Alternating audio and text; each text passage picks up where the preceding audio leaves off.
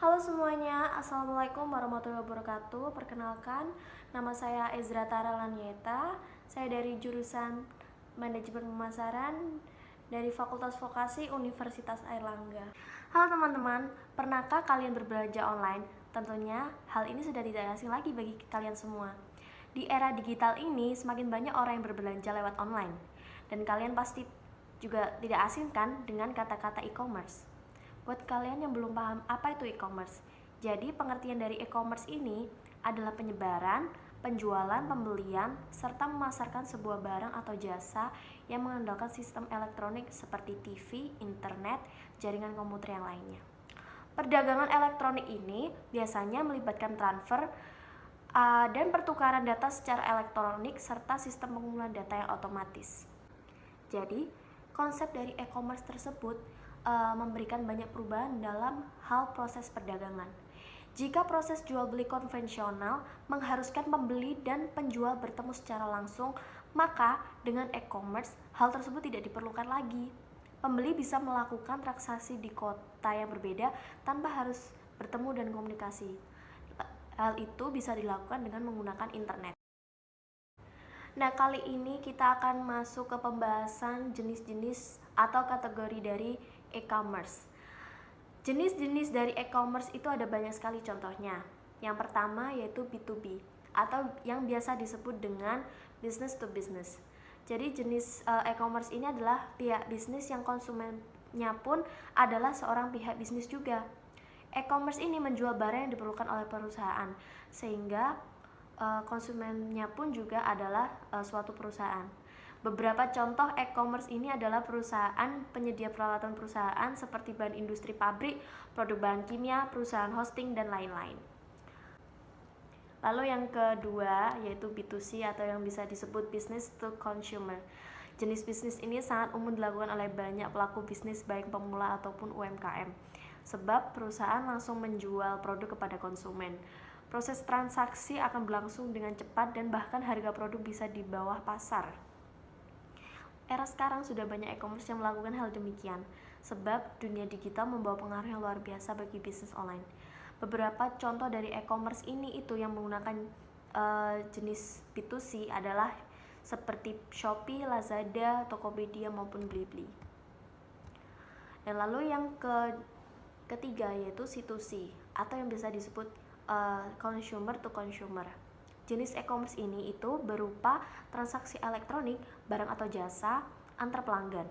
Transaksi yang dilakukan ini melalui pihak ketiga yang menyediakan platform online. Beberapa e-commerce dengan jenis C2C yang ada di Indonesia seperti Tokopedia, Bukalapak, OLX, dan JDID.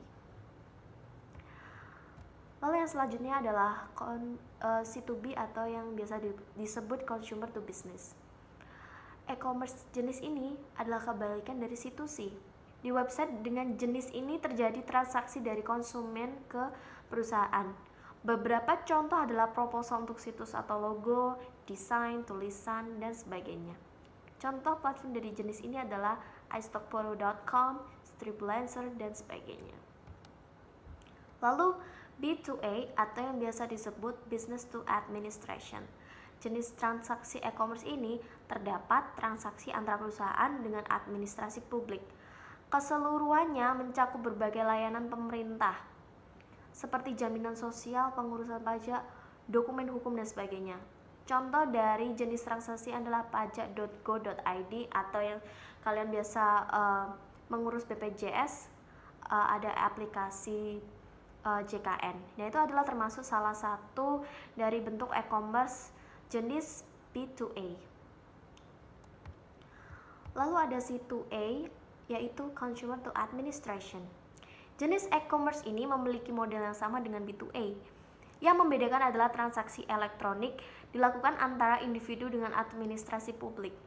Beberapa area menggunakan jenis e-commerce ini di bidang pendidikan, kesehatan, dan administrasi. Contohnya di Indonesia seperti website resmi milik BPJS dan Direktorat Jenderal Pajak. Tujuan utama dari jenis e-commerce B2A dan C2A sebenarnya adalah untuk meningkatkan fleksibilitas, efisiensi, dan transparansi dalam administrasi publik. Lalu yang terakhir adalah O2O atau yang biasa disebut online to online. Online to offline.